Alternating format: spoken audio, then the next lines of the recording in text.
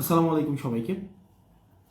আপনারা যারা কিছুক্ষণ আগে আমি একটি বিজ্ঞপ্তি হাতে পেয়েছি, সেটি হচ্ছে প্রবাসী ভোটার যারা রয়েছে বিশ্বের বিভিন্ন প্রান্তে, বাংলাদেশ থেকে প্রতি বছর একটা উল্লেখযোগ্য সংখ্যক মানুষ বিদেশে যায়। বাংলাদেশ ছাড়া বিভিন্ন দেশে, বিশেষ করে মধ্যপ্রাচ্য, ইউরোপ, ইউএসএ, তারপর হচ্ছে অস্ট্রেলিয়া, পৃথিবীর বিভিন্ন প্রান্তে বাংলাদেশের মানুষ জীবিকার তাগিদে যায় অথবা ভালো একটা জীবনের সংস্থানে তারা বিদেশে যায়। এবং প্রবাসীদের বাংলাদেশের অর্থনীতিতে কন্ট্রিবিউশন, বাংলাদেশের সবচেয়ে বড় খাত যেটা, সেটা হচ্ছে আমাদের রেমিটেন্স খাত। তো রেমিটেন্স যোদ্ধা ভাইয়েরা বিদেশের বিভিন্ন প্রান্তে আছেন।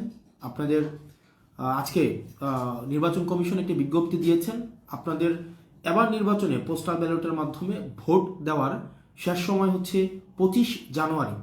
অর্থাৎ আপনাদেরকে যে পোস্টাল ব্যালটটি পাঠানো হয়েছে, সেই ব্যালটে আপনারা 25 জানুয়ারির মধ্যেই আপনারা ভোট কার্যক্রম আপনাদেরকে সম্পন্ন করতে হবে। দেখেন, ভোট কি মার্কায় দিচ্ছেন সেটার থেকে জরুরি হচ্ছে আপনার ভোট প্রদান করাটা। যারা প্রবাসী রেমিটেন্স যোদ্ধা আপনারা রয়েছেন, আপনাদেরকে বিভিন্ন হেনস্থার মধ্যে পড়তে হয়। আপনি যখন ভিসার জন্য, আমি যেহেতু একজন রেমিটেন্স যোদ্ধার সন্তান, আমার বাবা দীর্ঘ 22 বছরের বেশি সময় বিদেশে ছিলেন।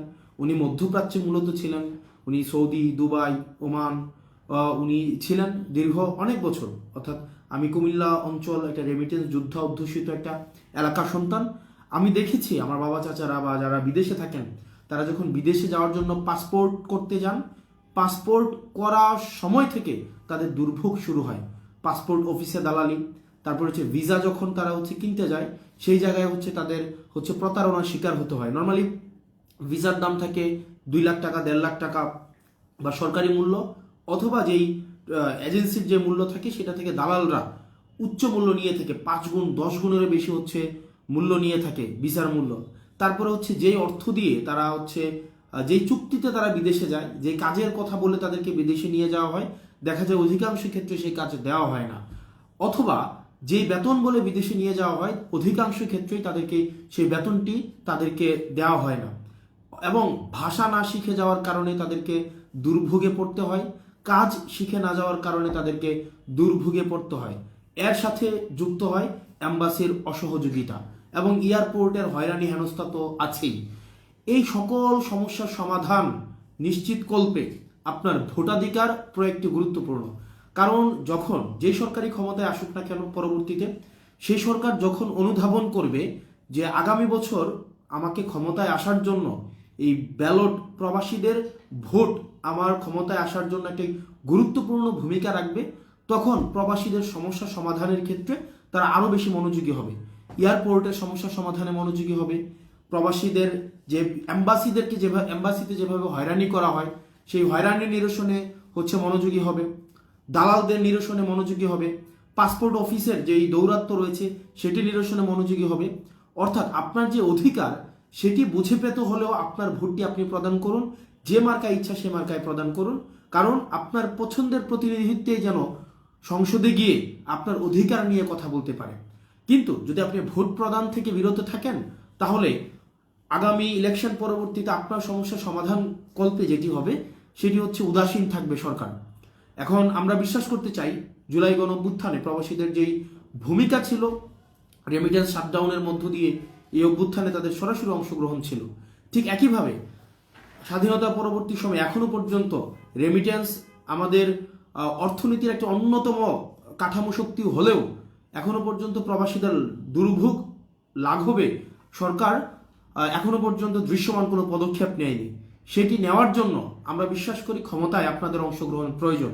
ক্ষমতায় আপনাদের অংশগ্রহণের জন্য আপনাদেরকে অবশ্যই আপনার ভোটাধিকার আপনি প্রয়োগ করুন, যাতে করে আপনার পরবর্তীতে যেই ক্ষমতায় আসুক না কেন, যেই সরকার গঠন করুক না কেন, যাতে করে আপনার ভোটের কথা মাথায় রেখে তারা যেন নীতি নির্ধারণ করে। আমরা চাই না প্রবাসীরা শুধুমাত্র দেশে অবদান রাখার সময়ই থাকবে, কিন্তু ক্ষমতায় কারা যাবে সেটি নির্ধারণে তাদের কোনো ভূমিকা থাকবে না। এই বিষয়টি আমরা চাই না। আমরা চাই প্রবাসীরা যারা কষ্ট করে, যারা পরিবার থেকে যোজন মাইল দূরে থেকে, স্থানিক দূরত্ব যাদের সাথে আমাদের রয়েছে, দেখা যায় আমি যেহেতু ছিলাম, আমাদের বাবা চাচাদেরকে আমরা দেখেছি বা প্রবাসীদের সন্তানদেরকে আমরা দেখেছি, দেখা যায় তারা যেই পরিবার ছেড়ে শুধুমাত্র দেশের জন্য, পরিবারের উন্নয়নের জন্য, অর্থনৈতিক সমৃদ্ধির জন্য তারা বিদেশে থাকতে হয়।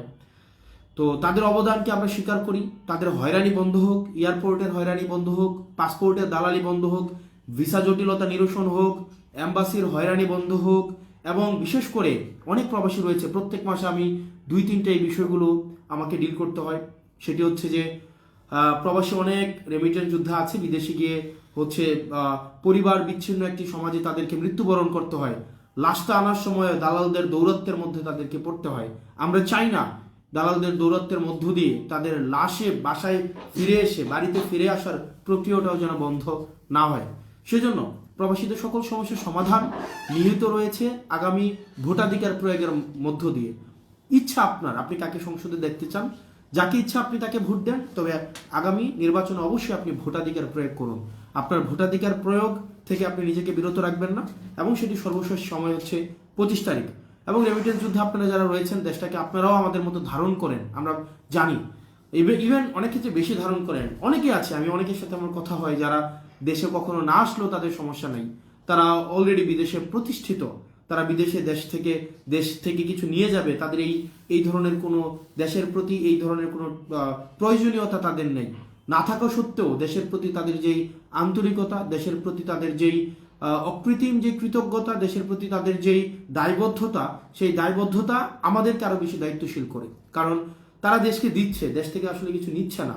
না থাকা সত্ত্বেও প্রবাসীদের দেশের প্রতি দায়বদ্ধতা, সেটা আমাদের দায়িত্বকে আরো বাড়িয়ে দেয়। আমরা চাই আপনাদের দায়িত্ব, আপনাদের যেই অবদান রয়েছে সেটিকে স্বীকার করতে, এবং আগামী সংসদে আপনাদের প্রয়োজন অনুযায়ী যেন নীতি নির্ধারিত হয়, সেটির পক্ষে আমরা সচেষ্ট থাকব, এবং সেটিকে প্রাধান্য দিয়েই আগামীতে রেমিটেন্স যোদ্ধা যারা রয়েছে তাদের ফ্রেন্ডলি আমরা হচ্ছে পলিসি মেকিং এর আমরা অবশ্যই সেখানে আমরা চেষ্টা করব। যেখান থেকে আপনারা দেখছেন, আপনারা রেমিটেন্স যোদ্ধা যারা রয়েছেন, আপনারা অবশ্যই ভোটাধিকার প্রয়োগ করুন, যাতে করে আপনাদের এই সমস্যাগুলো লাঘব হয়, যাতে করে আপনারা আর হয়রানির শিকার না হন। এবং যে বিষয়টি সেটি হচ্ছে যে হ্যাঁ ভোটের পক্ষে অবশ্যই আপনারা থাকেন। আমরা চাই, আমরা আর আগের মতো দেশটাকে আর বিকিয়ে দিতে চাই না। আমরা চাই না আগের মতো পুরনো যেই সিস্টেমে আমাদের দেশটা রয়েছে সেইভাবেই আমাদের দেশটা চলুক। অত্যন্ত দুঃখজনক বিষয় হচ্ছে, আমাদের দেশে দেখা যায় অনেক রাজনৈতিক দলের অনেক ব্যক্তির বক্তব্যের মধ্যে এই বিষয়টি উঠে আসে যে ফেসিবাদ কাঠামোকে তারা টিকিয়ে রাখতে চায়, ফেসিবাদ কাঠামোর বিচার ব্যবস্থা তারা টিকিয়ে রাখতে চায়, ফেসিবাদ কাঠামোর মিডিয়া ব্যবস্থা তারা টিকিয়ে রাখতে চায়, ফেসিবাদ কাঠামোর প্রশাসনিক ব্যবস্থা তারা টিকিয়ে রাখতে চায়, ফেসিবাদ কাঠামোর সবকিছুই তারা টিকিয়ে রাখতে চায়। অর্থাৎ তাদের কাছে ব্যাপারটা এমন যে ফেসিবাদ কাঠামোর সবকিছুই ভালো, শুধু হাসিনা ছাড়া। মানে হাসিনা ছাড়া ফেসিবাদ কাঠামোর আমার সবকিছুই লাগবে। আপনারা যদি চান যে হাসিনা যেভাবে স্থায়ীভাবে দেশ থেকে দেশের মানুষ প্রত্যাখ্যান করেছে, ঠিক সেভাবে ফেসিবাদ কাঠামোকেও সারা দেশের মানুষ এভাবে প্রত্যাখ্যান করুক, তাহলে আপনার মতামত অবশ্যই হ্যাঁ ভোটের পক্ষে হোক। আপনারা যারা আমার কমেন্ট বক্সে গালাগালি করছেন, গালাগালি করতে পারেন, সেটি স্বাধীনতা টিকিয়ে রাখার জন্য আপনার আগামীতে আপনার যেই গণভোট, সেই গণভোটে আপনাকে হ্যাঁ দিতে হবে। কারণ আপনি যদি হা না দেন, দেখা যাবে হচ্ছে কিছুদিন পরে বাসা থেকে কমেন্ট করার জন্য বাসা থেকে উঠাই নিয়ে যাবে হাসিনার মতো করে। তো এই যে গালির স্বাধীনতা আপনারা পাচ্ছেন, নিজের মতো করে আপনি গালি দিতে পারছেন, কমেন্ট করার পরে আপনাকে চিন্তায় থাকতে হচ্ছে না যে আপনার কমেন্টের কারণে আপনাকে বাসা থেকে পুলিশ তুলে নিয়ে যাবে, ডিবি তুলে নিয়ে যাবে। সেই স্বাধীনতাটাকেও যদি আপনারা স্থায়ী করতে চান, তাহলেও আপনাদের আমরা চাই গণভোটের পক্ষে আপনি ইয়েস এর পক্ষে অবস্থান করুন, হা ভোটের পক্ষে অবস্থান করুন। আমরা চাই না যে আমাদের ব্যাক স্পেসের ব্যবহার আমাদেরকে করতে হোক। আমরা 24 পূর্ববর্তী সময়ে আমরা দেখেছি যে আমরা একটা কিছু চিন্তা করলে আমরা তখনই বুঝতাম আসলে দ্বিমত প্রকাশের স্বাধীনতার অভাবটা কতটুকু, যখন কিছু একটা লিখে আমাদেরকে ব্যাক স্পেস দিয়ে আমাদেরকে মুছে ফেলতে হতো। আবার যদি আমাদের ব্যাক স্পেস ব্যবহার না করতে হয়, তাহলেই আমরা চাই আপনার এই গণভোটে আপনারা হেয়ের পক্ষে অবস্থান নিন। এবং আমরা যারা এখন বর্তমানে বলার চেষ্টা করছেন আমাদের ফেসিবাদ কাঠামোর সবকিছুই লাগবে শুধুমাত্র হাসিনা ছাড়া, তাদেরকে প্রত্যাখ্যান করতে হলেও আপনারা হা ভোটে অবস্থান নিন। এবং আমরা চাই আপনার এই গালির স্বাধীনতা অব্যাহত থাকুক, আপনার এই দ্বিমত প্রকাশের স্বাধীনতা অব্যাহত থাকুক। আপনি যেন নির্বিঘ্নে, আপনি যেন রাষ্ট্রের যিনি সর্বময় ক্ষমতার অধিকারী যিনি হবেন, তাকেও যেন জিজ্ঞেস করতে পারেন যে আপনার ইনকাম কত এবং আপনি কিভাবে আপনার ব্যয় নির্বাহ করেন। তাকেও যেন আপনি নির্বিঘ্নে প্রশ্ন করতে পারেন, যেমন প্রশ্ন আপনি আমাদেরকে এতদিন ধরে করে গিয়েছেন। কিন্তু বিষয়টা যদি এমন হয় যে শুধু প্রশ্নটা শুধুমাত্র নির্দিষ্ট একটি শ্রেণীর জন্য বরাদ্দ, আপনাকে মস্তক অবনতভাবে আপনাকে ক্ষমতার সামনে মাথা নত করতে হয়, তখন তাহলে সেটি হবে আমাদের এই 24-এ অর্জিত স্বাধীনতার অবমূল্যায়ন।